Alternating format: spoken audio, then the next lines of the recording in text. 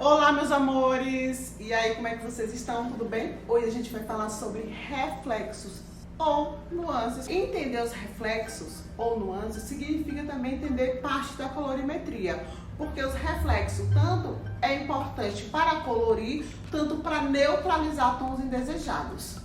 Eu coloquei aqui principais nas reflexos e nuances. 0.1, que significa acinzentado ou azul. O 2, que significa violeta ou irisado. Tanto o azul quanto o violeta são utilizados bastante para fazer loiros, na neutralização de loiros. No caso, o azul, os tons acobreados, e o violeta, tons amarelos, ok? Aí 0.3 é o dourado amarelo. 0.4, laranja cobreado. O 5 é o vermelho acaju. O 6, o vermelho mais aberto. O 7, o marrom, que é utilizado principalmente para quem gosta de cabelos chocolates.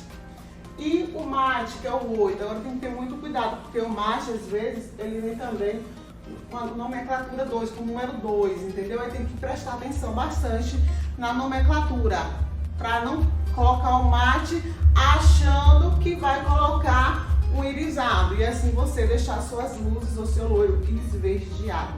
Eu coloquei aqui. Então, para vocês entenderem, eu peguei essa tabela de cores. Exemplo, o 3.0, que é o castanho escuro, ou seja, ponto 0 é base, não existe nenhum reflexo. Mas se eu for aqui 7.4, aí já existe um reflexo, que é o acobreado. O 4 representa o cobre. Exemplo 1, 66.46. Ixi, Aline, tem essa coloração. E agora, por que esse 66 antes do ponto? Toda vez que você pegar um número duplo, duplicação desse número antes do ponto, significa que essa coloração é intensa, ou seja, a base dela foi aplicada 2 vezes. Existe, então, uma excelente pigmentação para cabelos brancos. Toda vez que vier 44, 55, 77, 66 antes do ponto, significa loiro escuro. Agora tem que ter cuidado, porque às vezes se você vê, não, então pós-ponto, 66 significa vermelho intenso. Então, um ponto faz toda a diferença sim. Então é interessante a gente estudar base e reflexos e nuances, ok? Aí 66.46 significa também, presta muita atenção. 66 está dizendo que esse loiro escuro é intenso. Aí vem o 4, próximo ao ponto, toda a numeração próximo ao ponto significa que ela tem 70%, cerca de 70% de cobre e apenas 30% aqui do vermelho. Ou seja, vai ser um loiro escuro intenso, cobre avermelhado. Vai ser mais por cobre do que para o vermelho. 6.46.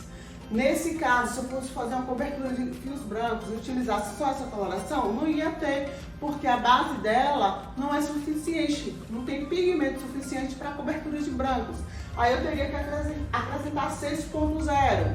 Aí sim daria uma cobertura perfeita. Mas como não é esse caso, a gente vai utilizar o 6.46 para fazer essa cobertura e utilizar apenas uma coloração. 6.131, que é um loiro escuro, marrom, dourado, acinzentado. Ou seja, existe 3 números após o ponto. Algumas colorações isso acontece, mas para vocês entenderem que o reflexo marrom, ele vai estar próximo ao ponto, então ele é maior, depois o dourado e por último o cinza. Ou seja, o reflexo cinza vai ser o menor. Outra coisa que é muito importante, eu tenho 2 colorações, eu apenas tenho uma coloração lá no meu armário. Aí eu tenho 7.13 e 7.31. Teoricamente seria, eu tenho a mesma base, número 7. Eu tenho o cinza nas duas e tenho o dourado. Mas qual é a diferença dessas duas colorações? 7.13 significa que o cinza, ele está próximo ao ponto. Se ele está próximo ao ponto, ou seja, o cinza, ele é intensificado. Já no 7.31, podemos observar que o 3 é que está próximo do ponto, ou seja, 70% dessa nuance está no dourado e apenas 30% está no cinza. Outra coisa muito importante é a gente entender.